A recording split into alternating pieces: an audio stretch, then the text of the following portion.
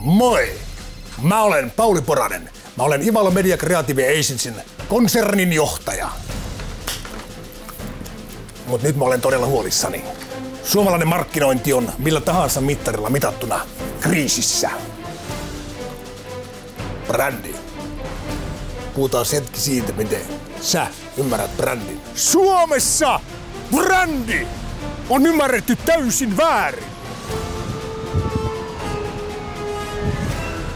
Ei brändi ole mikään markkinointikysymys, tunnekysymys. Ei brändi ole kokemuskysymys.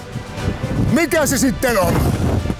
Koko kysymyksen asettelu on täysin järjetön, koska ei brändi ole kysymys, vaan se on vastaus.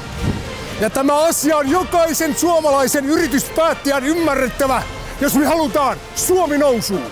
Mä haluan haastaa jokaisen johtajan ymmärrystalkoisiin. Oot sä valmis?